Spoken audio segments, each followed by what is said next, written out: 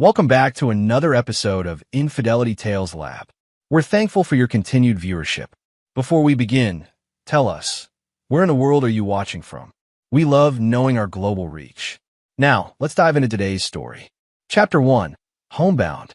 Staff Sergeant Boyd Riker stared out the airplane window as snow-covered landscapes gave way to the twinkling lights of suburban America. After 15 grueling months leading special operations in Eastern Europe, all he wanted was to hold his wife Monica and see the look on his daughter Zoe's face when he surprised her for Christmas. The deployment had been classified. Officially, he wasn't due home for another month. Boyd fingered the silver pendant in his pocket. He'd commissioned it from a local artisan in Krakow, a delicate piece with 3 intertwined bands representing himself, Monica, and Zoe.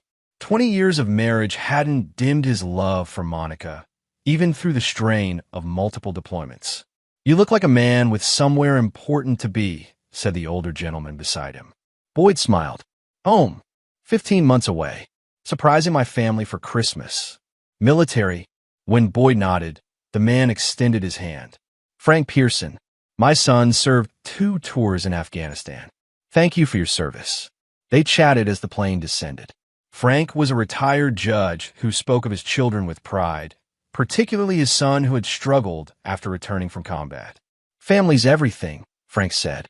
"But coming home, it can be complicated. People change when you're gone." Boyd nodded politely, but inwardly dismissed the concern. He and Monica had weathered longer separations. Their weekly video calls had been affectionate, though sometimes brief due to her increasing responsibilities at the hospital where she worked as a nurse administrator. In the terminal, Boyd spotted his friend Wes Curtis, who'd agreed to pick him up without telling anyone. "Look what the war spit out." Wes grinned, embracing him. A former Marine himself, Wes understood the brotherhood. "How was the flight?" "Long. How's everything been?" Something flickered across Wes's face. "Fine. You know how it goes." During the drive to Lakeside Heights, their upper-middle-class neighborhood, Boyd noticed Wes seemed unusually tense. "Something on your mind?" Boyd asked. Wes tightened his grip on the steering wheel. "Just glad you're back, brother." Boyd's instincts, the same that had kept him alive in hostile territory, prickled. "Monica and Zoe doing okay?" "Far as I know." Wes kept his eyes on the road. "Haven't seen them much lately." "Strange. The families have been close for years." They pulled onto Oak Ridge Drive, and Boyd's heart quickened at the sight of his colonial-style home, decorated with tasteful Christmas lights. Not extravagant, but welcoming. The lights were on, meaning someone was home. "Wanting to come in?" Wes asked an unusual offer. "Nah, I've got this." "Thanks for the ride." Boyd grabbed his duffel and walked up the familiar path, noticing small changes. New landscaping, a different welcome mat. The door painted a deep burgundy instead of navy blue. Monica must have been busy. He considered ringing the doorbell, but decided against it. It was his home, after all. He unlocked the door with his key and stepped inside. The entryway had been remodeled. Gone are the family photos that once lined the wall. Instead, abstract artwork hung in their place. The air smelled of unfamiliar cologne. "Hello," Boyd called out, dropping his bag. He heard hurried whispers from the kitchen. Then Monica appeared in the hallway. She wore an elegant black dress he'd never seen, her blonde hair styled differently than he remembered. For a moment, genuine shock registered on her face, then something else. Alarm. "Boy," she didn't move to embrace him. "What are you doing here?" "Surprise," he said, arms outstretched. "Got cleared to come home early." Her eyes darted behind her. This isn't a good time." Before Boyd could respond, a tall man with silver-streaked dark hair appeared behind Monica, hand possessively on her waist. "Everything okay, darling?" Boyd's world tilted. "Who's this?" Monica straightened, composing herself. "I'm sorry. I think you have a wrong house." The blood in Boyd's veins turned to ice. "What?" "I said, I think you have the wrong house." Her voice was steady, eyes challenging. Boyd looked between them, noticing the man's expensive watch, the unfamiliar furniture, the complete absence of any evidence that he had ever lived there. "Monica, what the hell?" "I'm calling security if you don't leave," the man said, pulling out his phone. Boyd's military training kept him from physically reacting, But inside, something fundamental shattered. Without another word, he picked up his bag and walked out. Chapter 2. Revelations. Boyd sat in Wes's truck, parked a block away from what he'd thought was still his home, trying to process what had just happened. His phone buzzed. Zoe calling. "Dad." Her voice sounded small. "Where are you?" "Just left the house," he said flatly. "Your mother said I had the wrong place." A pause. "Don't be upset, but you know we couldn't let you in." "Understood." Military brevity, hiding the hurricane inside him. "It's just complicated right now. We didn't expect you until January." Boyd said nothing, and in the silence, Zoe apparently forgot to hang up. He heard her speaking to someone else. "It's fine. I handled it." "No, he left." "Well, what was I supposed to say?" "He still thinks helping with rent means he's automatically included." Boyd sat in shock, listening to his daughter laugh with someone, her mother, possibly the strange man, at his expense. He ended the call and turned to Wes, who was watching him with a grim expression. "You knew," Boyd said. "Not a question." Wes sighed heavily. "I suspected. Things haven't looked right for months. Monica's been seen around town with some hotshot doctor. I didn't want to tell you while you were deployed. What good would it have done?" "How long?" "The guy moved in about 6 months ago. Dr. Lawrence Reed, new chief of surgery at County General. I tried to talk to Zoe about it once, but she shut me down. Said you and Monica had an arrangement." Boyd's laugh was hollow. "An arrangement? I've been faithful for 20 years. His phone began buzzing with texts from Zoe. "Dad, please don't make this difficult. Mom and Larry are happy. I'm happy too. We can meet tomorrow to talk about everything. This doesn't mean we don't care about you." Boyd turned off his phone and asked Wes to drive him to a hotel. At the Lakeside Inn, Boyd checked in and sat on the edge of the bed, methodically analyzing the situation like a tactical problem. His wife had moved another man into their home, redecorated to erase his existence, and his daughter was complicit. For months, Monica had maintained the fiction of their marriage during video calls, never hinting at her betrayal. He opened his laptop and checked their joint accounts. Regular withdrawals had been occurring, large ones, to fund what he now realized was their new life without him. His military pay, diligently deposited each month, had financed his own erasure. A knock at the door interrupted his thoughts. Boyd opened it to find an elderly woman, Iris Jenkins, his next-door neighbor for 15 years. "Boyd, thank God. I saw you at the house earlier. May I come in?" Inside, Iris revealed what Wes hadn't known. The affair had started over a year ago. Dr. Reed wasn't just Monica's boss. He was a wealthy, politically connected physician with a reputation for pursuing married women. "I tried to talk to Monica," Iris said. "Reminded her of her vows. She said you had grown apart, that you were married to the military. When they started renovating, removing every trace of you, I knew something was terribly wrong." And Zoe, Iris's expression hardened. "Dr. Reed bought her a new car, paid for an apartment near her university. She used to be such a sweet girl, but money changed her. She started saying terrible things, that you were cold, absent, that you cared more about your soldiers than your family." Boyd thanked Iris for her honesty. After she left, he made 2 calls, one to his commanding officer requesting extended leave, and another to Thomas Grayson, a former squad mate who had become an attorney specializing in family law. That night, Boyd didn't sleep. Instead, he formulated a plan with the same precision he'd use for a high-risk operation. This wasn't just about divorce, it was about justice. By morning, he had canceled all automatic payments to the joint accounts, removed his name from utilities, and transferred his remaining funds to a new account. He was ready to begin Phase 1. Chapter 3. First Strike. Boyd woke to 63 missed calls and dozens of increasingly frantic text messages. Monica, Zoe, and even Reed had been trying to reach him all night.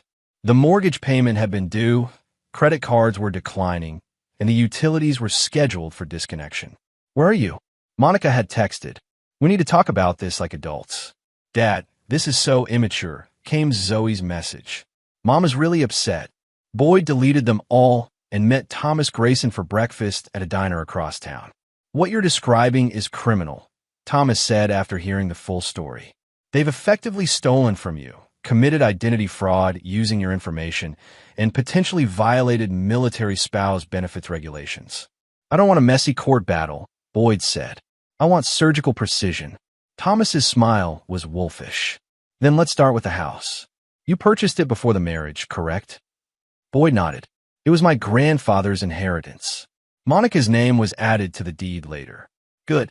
And the renovations were done without your knowledge or consent while you were deployed on active duty. Correct. There are special protections for active military. We can file for an emergency injunction today.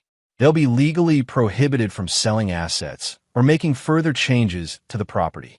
By noon, the legal paperwork was filed. Boyd's next stop was the hospital where Monica and Reed worked. He didn't go inside, but sat in a rental car watching the entrance. At 2:13 p.m., he saw them emerge together, Monica looking stressed as they hurried to Reed's Mercedes. Boyd followed at a distance, observing their routine. They stopped at an upscale restaurant. Clearly regular customers greeted warmly by staff. After lunch, Reed returned to the hospital while Monica drove to a spa. Boyd continued surveillance, gathering information, noting patterns. Later that afternoon, he visited Zoe's apartment near Westlake University. He didn't announce himself, but watched from across the street as she emerged with friends, laughing, getting into the new BMW that Reed had purchased. Her carefree demeanor told him everything. That evening, Boyd met with another former military contact, Damon Walsh, who now worked in digital security. What you're asking for is technically legal, Damon said, but ethically gray. I need to know what I'm dealing with, Boyd insisted. They've hidden things for over a year. I need the full picture. Damon provided Boyd with access to data recovery tools and guidance on legally retrieving his own information from family devices and accounts. Just stay within these parameters, he warned. Cross this line, and you're in felony territory. Armed with this knowledge, Boyd returned to his hotel and began piecing together the extent of the betrayal. Email records showed Monica and Reed planning their future together while Boyd was dodging bullets overseas. Financial records revealed that Reed had been investing in Zoe's future, buying her loyalty, while Monica had been systematically moving assets. Most damning was a series of messages between Monica and Zoe discussing Boyd's deployment insurance policy. Worth $750,000, it would pay out if he died in combat. They had actually discussed how that money could help with Zoe's graduate school and a down payment on a vacation home. Boyd sat back, cold fury replacing the initial shock and pain. In that moment, something fundamental changed within him. The loyal, trusting man who had boarded the plane home no longer existed. In his place was someone calculating, methodical, and utterly merciless. His phone rang, Monica again. This time, he answered. Boyd, finally, what do you think you're doing? The mortgage payment bounced. Did you really think I'd keep paying for a house I'm not welcome in? His voice was calm, detached. This is childish. We need to talk about this like adults. Like the adult conversation you had before moving your lover into my house.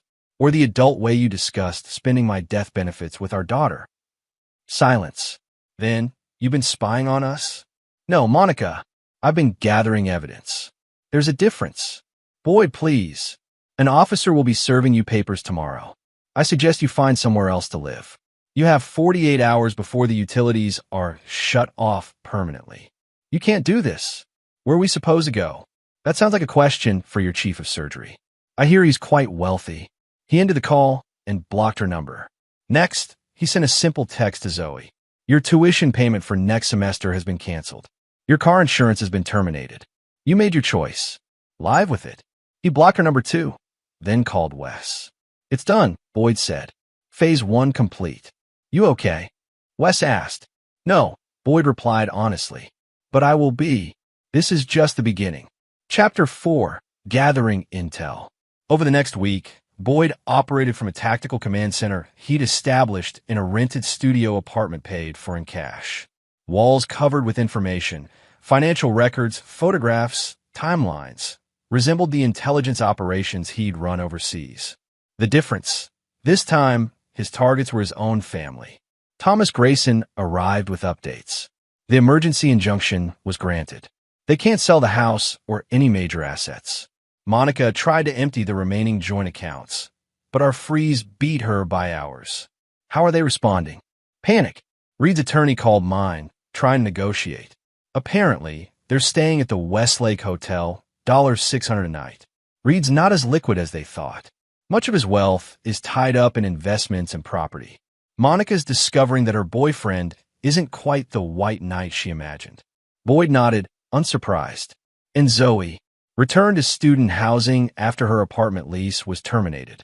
She's filed for emergency financial aid. Her boyfriend dumped her when the BMW was repossessed. This gave Boyd no satisfaction. Despite everything, part of him still saw Zoe as his little girl. But she had made her choice, chosen comfort and luxury over loyalty, and would face the consequences. A knock at the door revealed Iris Jenkins with a home-cooked meal and new information. They came back for clothes and personal items, she reported. Monica was hysterical when she found her jewelry missing from the safe. Not missing, Boyd clarified. Relocated to a secure deposit box. Items purchased with joint funds are subject to division. Well, she didn't see it that way. Called the police, claimed robbery. Boyd smiled thinly. Did the officers enjoy viewing the legal documentation I left on the counter? They did not take a report. Iris confirmed with satisfaction. After she left, Boyd received a call from another contact, Layla Santos, a nurse who worked under Monica at the hospital. I found what you were looking for, she said. Reed's previous position in Boston, he left under a cloud. Sexual harassment allegations from 3 nurses, all settled out of court with NDAs. The hospital buried it to avoid scandal, but the records exist. And Monica's advancement, her promotion to administrator, came 2 weeks after their relationship began. 3 more qualified candidates were passed over. Boyd thanked her for the information. Layla had approached him after hearing about the situation. She'd experienced Reed's inappropriate behavior firsthand and had been demoted after rejecting him. That evening, Boyd visited County General's board chairman, Richard Hargrove, a Vietnam veteran whose son Boyd had served with in his first deployment. I was sorry to hear about your situation, Hargrove said, inviting Boyd into his study. Monica was always so supportive at military family events. Hard to believe she'd do this. People surprise you, Boyd replied. I'm not here about my marriage, though. I'm concerned about the hospital's liability. He presented the evidence of Reed's pattern of behavior and Monica's questionable promotion. Hargrove's expression darkened as he reviewed the documents. The board has been insulated from these issues. Reed charmed his way past our vetting. If what you're showing me is accurate, we have serious exposure. I don't want to damage the hospital, Boyd assured him. It serves our community. But Reed's predatory behavior and abuse of power need addressing. Hargrove nodded grimly. Leave this with me. The board meets tomorrow. As Boyd prepared to leave, Hargrove asked, What do you want out of this, son? Revenge. Boyd considered the question. Justice, he finally said, and to ensure they never profit from betrayal. The next day, Boyd received an unexpected visitor at his temporary apartment. Trevor, Monica's younger brother, whom Boyd had always been close to. I just found out what happened, Trevor said, visibly uncomfortable. Monica told the family you'd had a breakdown, that you were threatening her. I knew something didn't add up. How did you find me? Wes. I cornered him at his shop. Trevor shifted nervously. Look, there's something you should know. Reed's been pressing Monica to go after your military pension. He's got a friend in family court, Judge Phillips. They play golf together. Boyd's expression remained neutral, but internally, his resolve hardened further. Thanks for the warning. What are you going to do? What I was trained to do. Identify the threat. Neutralize it. With precision. After Trevor left, Boyd called Thomas with new instructions, then contacted another former squad member, Victor Ramirez, now a private investigator specializing in judicial misconduct. Judge Phillips, huh?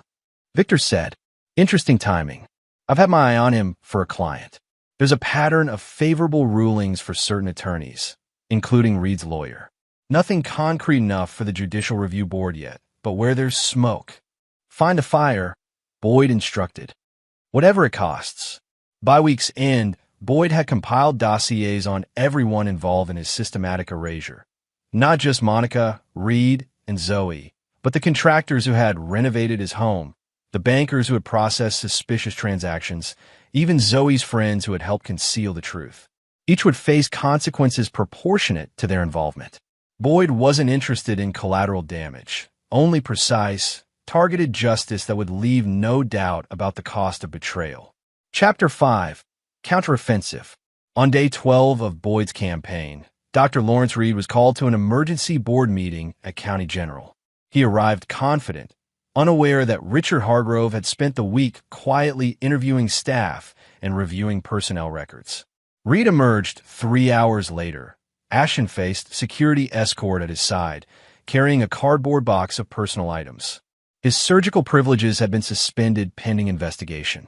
His hospital-sponsored luxury apartment would need to be vacated within 30 days. Monica, waiting in the parking lot, watched in disbelief as Reed threw the box into his trunk and punched the roof of his car. "What happened?" she demanded. "Hargrove happened. That sanctimonious bastard ambushed me with harassment complaints going back 3 years. Someone's been digging, pulling records from Boston, interviewing staff behind my back." Monica's blood ran cold. "Boy, who else?" Reed snapped. "Your husband's been systematically dismantling our lives while we've been playing defense." That afternoon, they met with Reed's attorney, Calvin Porter, in his downtown office. "The situation is deteriorating," Porter admitted. "The house is untouchable due to the injunction. Reed's position is compromised. Monica, your job is likely next if the hospital investigation expands to nepotism." "This is absurd," Monica protested. "Boyd abandoned us emotionally years ago. His deployments were voluntary after the first 2. He chose the military over us repeatedly." "Courts don't rule on emotional abandonment," Porter explained patiently. "They look at financial support, which he provided consistently, and at infidelity, which, forgive my bluntness, you've admitted to." "What about Zoe?" Reed demanded. "Use her. Boyd wouldn't hurt his daughter." Monica hesitated. "He's already cut her off financially. Blocked her number." "Because you haven't positioned her correctly," Reed insisted. "She needs to reach out, play the devastated daughter, appeal to his paternal instincts." Porter shook his head. "I've reviewed Sergeant Riker's background. Distinguished service record. Multiple commendations for tactical operations. This isn't a man acting on emotion. He's executing a campaign." Meanwhile, Boyd met with Judge Frank Pearson, the same man he'd sat beside on the flight home. Their chance encounter had proven fortuitous when Boyd discovered Pearson's jurisdiction included family court appeals. "What you're describing borders on judicial misconduct," Pearson said after hearing about Judge Phillips. "I can't interfere directly, but I can ensure any appeal receives proper scrutiny." "That's all I ask," Boyd assured him. "A fair process." That evening, Boyd received a tearful voicemail from Zoe, sent from friend's phone since her own service had been disconnected. "Dad, please, I know you're hurt, but I'm your daughter. I'm about to lose my place in the spring semester. I made a mistake, I know that now. Mom and Larry are fighting constantly. Everything's falling apart. Please call me." Boyd listened twice, analyzing her words, her tone. There was genuine distress, but was it remorse for her betrayal or merely the consequences she now faced? The deliberate use of Larry instead of Dr. Reed suggested coaching. He didn't return the call, but forwarded the message to Thomas with a note. "They're getting desperate. Expect more emotional appeals." The next day, Boyd initiated Phase 2 of his plan, targeting Reed's carefully constructed reputation. Victor Ramirez had delivered a comprehensive report on Reed's professional and personal history, revealing a pattern of relationships with vulnerable women, financial improprieties at his previous hospitals, and strategic friendships with influential figures who could advance his career. Boyd arranged for this information, sanitized of any confidential sources, to reach key individuals, the medical licensing board, professional associations where Reed held leadership positions, and alumni networks that had facilitated his rise. He wasn't spreading rumors or making accusations, merely ensuring that documented facts reached those with oversight responsibility. The whispers began almost immediately. Invitations were rescinded. Speaking engagements canceled. Research funding reconsidered. Reed's carefully cultivated image began unraveling thread by thread. Simultaneously, Boyd filed formal complaints with the Judicial Ethics Committee regarding Judge Phillips, supported by Victor's meticulously documented evidence of preferential treatment. Again, Boyd made no public accusations. He simply ensured the proper authorities had access to verifiable information. Monica, meanwhile, was fighting her own battle at the hospital. Colleagues who had once been friendly now avoided eye contact.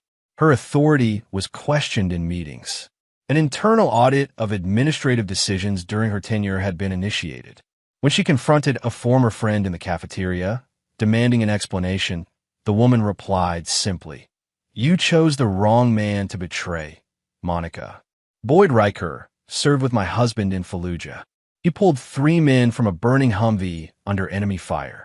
What did you think would happen when you moved your lover into his house while he was deployed?" That night, Monica found herself alone in their hotel suite, Reed having stormed out after another argument. She poured a glass of wine with shaking hands and opened her laptop to check their dwindling finances. What she found made her gasp. Every credit card was maxed out. Their checking account was overdrawn. Reed's investment portfolio showed margin calls on leverage positions. They were financially hemorrhaging, and Boyd hadn't thrown a single public punch. Chapter 6. Convergence. 21 days after his homecoming, Boyd Riker stood in the empty living room of what had once been his family home. The injunction had prevented further changes, but the damage was done. Every trace of his 20 years with Monica had been systematically erased. Thomas Grayson entered, carrying court documents. "It's done."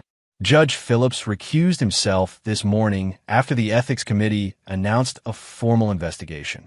"Your case has been reassigned to Judge Eleanor Watts. No connections to Reed, impeccable reputation. And the house. As expected, your premarital claim is solid. The court has recognized your grandfather's inheritance as the founding asset. Monica's contributions were minimal compared to yours. The property reverts to you exclusively." Boyd nodded, surveying the space. "Have them served with eviction notices for their hotel rooms. It's time they experienced true homelessness." Thomas raised an eyebrow. "The courts typically allow reasonable accommodation periods. There is nothing reasonable about what they did while I was deployed in a combat zone," Boyd replied coldly. "They had choices. They made them." Later that day, Boyd met with Monica at a neutral location, a conference room at Thomas's office. She arrived alone, noticeably thinner, the confident hospital administrator replaced by someone fraying at the edges. "You've made your point," she said without preamble. "You've destroyed everything. Are you satisfied?" Boyd studied her dispassionately. "This isn't about satisfaction, Monica. It's about consequences. We were unhappy for years. You were never home. What did you expect?" "Honesty," he replied simply. "You could have asked for a divorce. Instead, you orchestrated my replacement while taking my money. You involved our daughter in your deception. You discussed how my death would benefit your financial future." Monica paled. "How did you?" "It doesn't matter. What matters is that by this time tomorrow, you'll have no access to the house, no position at the hospital, and no hotel room. Reed's assets are being liquidated to cover his mounting legal expenses. Where will you go? Who will take you in? These are questions you should have considered before dismantling our family. What about Zoe?" Monica's voice cracked. "She's your daughter. She's an adult who made adult decisions. The consequences are hers to bear." Monica's composure finally broke. "This is inhuman. You're treating us like enemy combatants." "No," Boyd corrected her, rising to leave. "Enemies deserve respect for their conviction. You're opportunists who miscalculated. There's a difference." As Boyd walked out, Monica called after him, "I want to speak to Zoe. I need to know she's okay." Boyd paused at the door. "You should have thought about her welfare before teaching her that loyalty is conditional and love is transactional." That evening, Boyd finally agreed to meet with Zoe at a coffee shop near campus. She looked exhausted, wearing wrinkled clothes, her usual polished appearance gone. "Dad," she began, eyes watering. "Staff Sergeant Riker," he corrected her, "since we're no longer operating as family." Zoe flinched. "Please don't do this. I know I messed up, but..." This isn't about messing up, Boyd interrupted. This is about calculated betrayal. You didn't make a mistake. You made consistent choices over months. Mom said you were never coming back, that you'd chosen your military career over us. Dr. Reed offered stability, opportunities. He bought you, Boyd stated flatly, and you sold cheaply.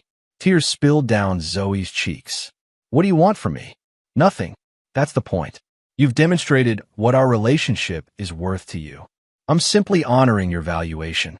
So that's it. 22 years as your daughter erased. Boyd looked at her, allowing himself one moment of the pain he'd been suppressing. Ask your mother about erasure. She's the expert. As he stood to leave, Zoe grabbed his arm. Please, Dad. I have nowhere to go. The dorms close for winter break tomorrow. All my friends' families are traveling. I can't even afford a bus ticket home. Home, Boyd echoed. You don't have one. That was your choice. Choices have consequences, Zoe. It's time you learned that. You placed $500 on the table. Enough for a week at a budget motel. What happens after that is your problem. Boyd walked away, ignoring her calls. Outside, he paused, allowing himself 10 seconds of grief for the daughter he'd loved, before continuing to his car where Wes waited. Target acquired? Wes asked, using their old military shorthand. Target neutralized, Boyd confirmed. Ready for the final phase. Chapter 7. Collapse. Christmas Eve arrived with heavy snow blanketing the city. Boyd spent the morning meeting with Richard Hargrove at County General's administrative offices. The board has reached its decision, Hargrove informed him. Dr. Reed's contract will not be renewed. The investigation found sufficient evidence of professional misconduct, though he's negotiated a resignation rather than termination. And Monica?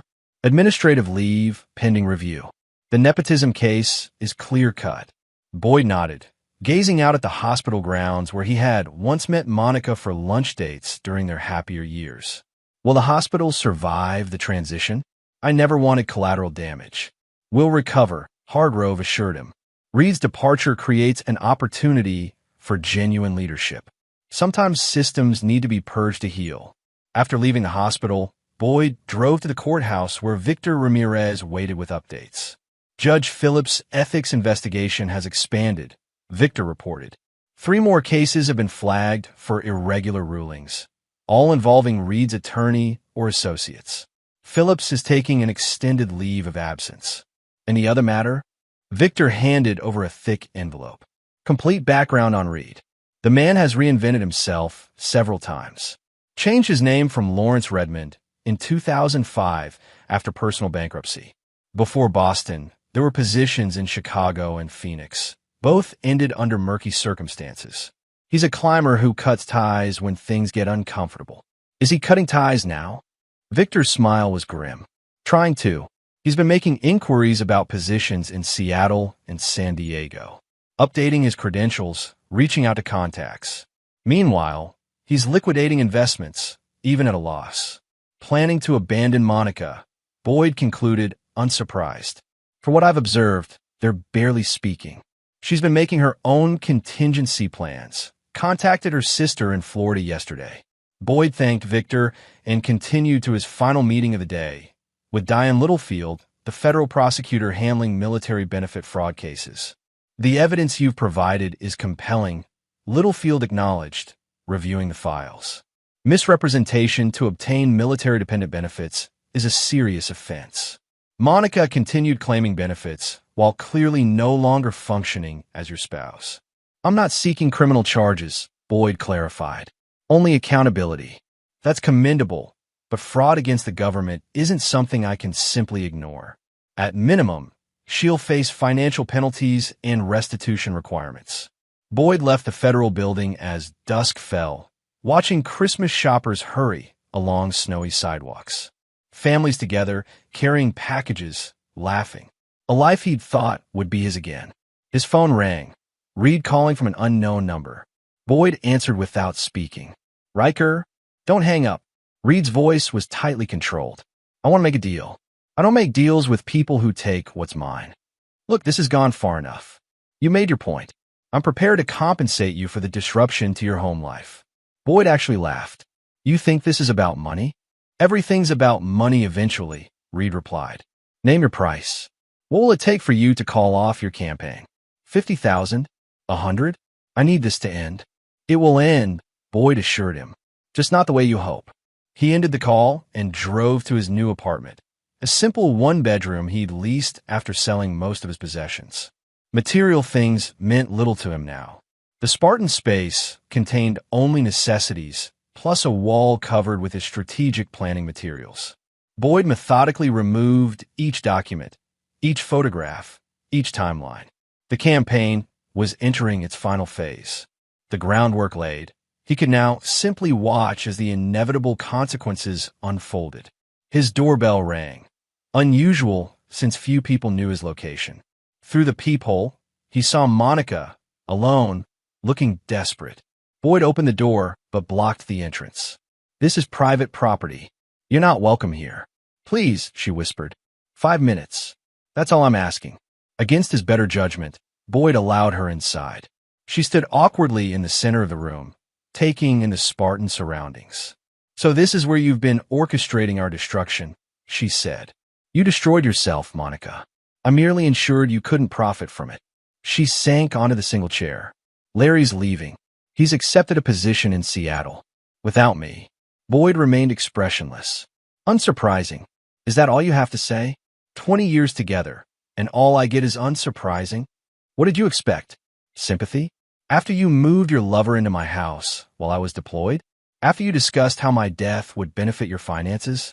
Monica flinched. That was a mistake. A terrible, stupid comment I never should have made. I was angry at you for re-enlisting. Save the revisionist history. You methodically erased me from our home, our family, our life. Now you're experiencing the same. What about Zoe? She's sleeping in her car, Boyd. On Christmas Eve, her choices led her there, as yours led you here. Monica stood, desperation turning to anger. You become a monster. The Boyd I married would never be this cruel. The Boyd you married died the moment he walked into his home and was told he had the wrong house. He replied evenly. You created this version, live with the consequences. After she left, Boyd sat in silence, feeling nothing but a cold certainty that justice was being served. His phone buzzed with a text from Wes. Company's arriving at the rendezvous point. Operation still a go? Boyd replied simply, execute as planned. Chapter 8. Reckoning. Christmas morning dawned bright and clear, sunlight glinting off fresh snow. Boyd drove to the agreed location, an upscale restaurant with private dining rooms, now closed for the holiday, but opened specially for this occasion by the owner, a veteran Boyd had once served with. Inside, Thomas Grayson, Victor Ramirez, Richard Hargrove, Judge Pearson, and several others waited. Each had played a role in Boyd's campaign, knowingly or unknowingly. Now they would witness its conclusion. Everything's prepared, Thomas confirmed. They'll arrive separately over the next hour. The first to appear was Monica, escorted by a courthouse officer. Her confusion at the formal summons turned to shock when she saw Boyd at the head of the table. What is this? She demanded. Please be seated, Mrs. Riker, the officer instructed. All will be explained when the other parties arrive. Next came Reed, similarly escorted and equally bewildered. He avoided eye contact with Monica, taking a seat at the opposite end of the table. Finally, Zoe arrived, looking exhausted and disheveled. Seeing both her mother and Reed, she hesitated at the doorway until the officer gently guided her to a chair. Once all were seated, Boyd spoke. Thank you for coming. Considering the season, I thought it appropriate to gather everyone involved in this situation. Is this some kind of sick revenge fantasy? Reed interrupted. Because I've already contacted my attorney. Your attorney declined to represent you further this morning. Boyd informed him calmly. Something about irreconcilable differences regarding payment. Reed paled slightly, but maintained his defiance. Whatever this is, I don't have to participate. Actually, you do, Thomas interjected, sliding documents across the table. This is a legally binding mediation as ordered by the court. Failure to participate constitutes contempt. Boyd remained standing, addressing the room. For 15 months, I served my country in a combat zone, believing I had a family waiting for my return. Instead, I found strangers living in my home who had systematically erased my existence. Monica started to speak, but Boyd continued. I've spent the last 3 weeks investigating exactly how and why this happened. What I discovered was more than infidelity. It was a calculated campaign of exploitation and fraud. He nodded to Thomas, who distributed folders to everyone present. These contain the legal consequences of your actions. Monica, you committed fraud against the federal government by continuing to claim military-dependent benefits while maintaining a relationship with Dr. Reed. The prosecutor has agreed to civil penalties rather than criminal charges. You'll find the settlement agreement on page 3. Monica's hands trembled as she opened the folder. Dr. Reed, the medical board has completed its review of your conduct at County General and your previous institutions. Their findings and sanctions are detailed in your documents, along with the terms of your separation from the hospital. Reed's face flushed with anger. This is a witch hunt. I've done nothing illegal. Unethical isn't always illegal, Richard Hargrove noted calmly. But in healthcare, it's equally damaging. Boyd turned finally to Zoe. Your folder contains different documents. The deed to a small apartment I've purchased near campus transferred into your name. Tuition for your final 3 semesters, paid in advance directly to the university. And a modest monthly allowance. Enough to live on, not enough for luxury. Zoe looked up in confusion. I don't understand. You betrayed me, Boyd stated simply, but you're still my daughter. I won't see you homeless or uneducated. What you do with this second chance is entirely your decision. The room fell silent as each person absorbed the implications of their documents. Finally, Reed spoke, his voice tight with controlled fury. So that's it. You've systematically destroyed our professional reputations, our relationship, our financial security, and now you're playing the magnanimous victor? No, Boyd replied. I've ensured appropriate consequences for dishonorable actions. Nothing more. Monica looked up from her papers, face ashen. These penalties will take years to pay off.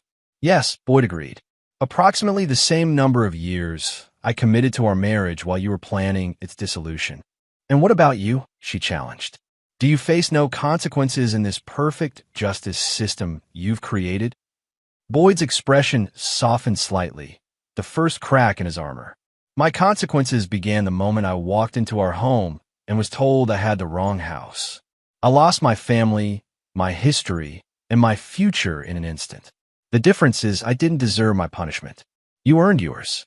Zoe pushed her folder away. I can't accept this. Not after how I treated you. You're not accepting it as a gift, Boyd clarified. You're accepting it as a responsibility. Sometimes the heaviest consequence is having to live with what you've done while being given the opportunity to do better. As the initial shock wore off, the discussion turned to practical matters. Thomas explained the legal frameworks, timelines, and obligations. Victor detailed the evidence supporting each determination. Judge Pearson ensured procedural correctness. Throughout, Boyd remained impassive, watching as the reality of their new circumstances settled over Monica, Reed, and Zoe. This wasn't the emotional confrontation they had perhaps expected. No shouting, no recriminations, no opportunity for dramatic apologies or promises to change. This was the cold, methodical dismantling of the future they had planned at his expense. As the meeting concluded, Boyd addressed them one final time. This ends my involvement in your lives. The legal mechanisms are in place. The consequences will unfold regardless of my presence. You're each free to rebuild as best you can. Reed was the first to leave, avoiding eye contact with Monica, already mentally cutting ties. Monica lingered, seeming smaller somehow. The confident woman who had dismissed Boyd from his own home, now facing years of financial recovery and professional uncertainty. Was any of it real? Boyd asked her quietly when the others had moved away. Us. Monica met his gaze. Once. A long time ago. Before deployments and distance and resentment. Boyd nodded, accepting this partial truth. Goodbye, Monica. Zoe remained last, clutching the folder containing her second chance. Dad, Staff Sergeant Riker, he corrected gently. We're not there yet, Zoe. Maybe someday. Will I see you again? She asked, voice small. That depends on what you do with your second chance, he replied. Not every betrayal can be forgiven, but some can be survived. Chapter 9, Aftermath. 6 months later, Boyd Riker stood on the observation deck of a military transport plane as it approached the airstrip at Forward Operating Base Resolute. Below, the rugged landscape of the new deployment zone stretched to the horizon, a far cry from suburban America with its comfortable illusions. Ready for this, Staff Sergeant? Asked Captain Alicia Mendez, his new commanding officer. Ready, Boyd confirmed. After finalizing his divorce and ensuring all legal mechanisms were in place, Boyd had requested reinstatement to active duty, not from desperation or escape, but from recognition of where he truly belonged. His tactical skills had earned him selection for a specialized unit focusing on intelligence operations. The Boyd Riker who had rushed home for Christmas no longer existed. In his place was a man with clearer vision, uncompromising standards, and no illusions about human nature. Your reputation precedes you, Mendez noted as they prepared to disembark. Not just your military record. Word gets around about how you handled your personal situation. Boyd said nothing, letting the comment hang in the air. Some might call it excessive, she continued. I call it instructive. Consequences matter. Back in the States, those consequences continued to unfold. Monica had relocated to Florida, living with her sister while working entry-level administrative jobs, her healthcare career effectively over. The financial penalties from her fraudulent benefits claims would follow her for a decade. Lawrence Reed had secured a position at a small practice in Seattle, a significant step down from his chief of surgery ambitions. His professional reputation remained tarnished, his opportunities limited.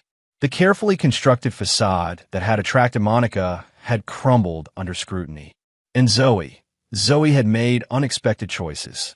After a period of reflection, she had changed her major from business to psychology, focusing on military family support systems. She maintained the modest apartment Boyd had provided, but had taken a part-time job to supplement the allowance, developing a work ethic she'd previously lacked. She sent Boyd monthly emails, never expecting responses, but providing updates on her progress, acknowledging her failings, documenting her efforts to understand the damage she had participated in. Boyd read each one, but never replied. Some betrayals cut too deep for simple reconciliation.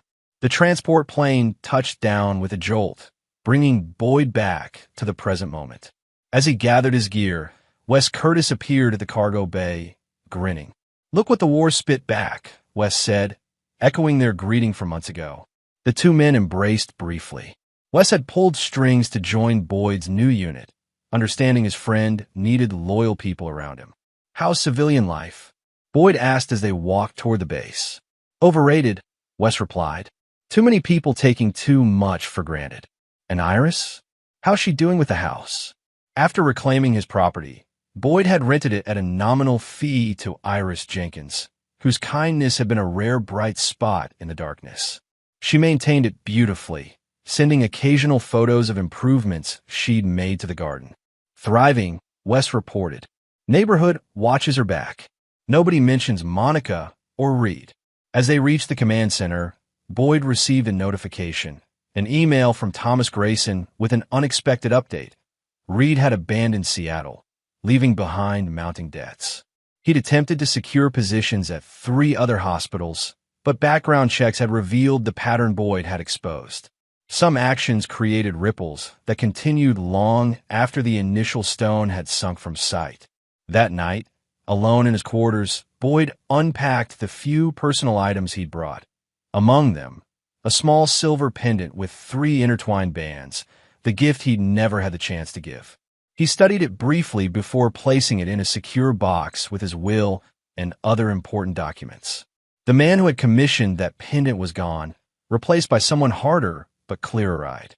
Boyd Riker had learned the most important tactical lesson of his life. Loyalty was not a given, love was not guaranteed, and the most dangerous threats often came from those closest to you. His phone buzzed with a final message before communications would be limited, Zoe's monthly update. This one was different. I don't expect forgiveness. Some things can't be undone. But I want you to know I understand now what I threw away. Not just financial security or family stability, but integrity itself. Mom called yesterday, asking for money. I declined.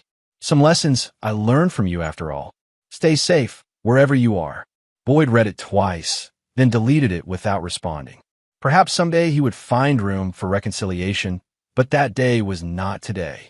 Today was for the mission, for the brothers in arms who had never betrayed his trust, for the clear certainty of purpose that had replaced the illusions of domestic life. He stepped outside into the cool night air of the base, looking up at stars unclouded by city lights. Somewhere across the world, his former family was living with the consequences of their choices. He had ensured that justice, if not forgiveness, had been served. It was enough. In the command center, Captain Mendez was assembling the team for their first briefing. Boyd Riker straightened his uniform and walked toward his future, leaving the ghosts of betrayal behind, not forgotten, but no longer defining him. Some men broke under betrayal.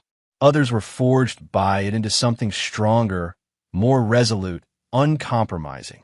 Boyd Riker had chosen the latter path, and he would never look back again. And there you have it.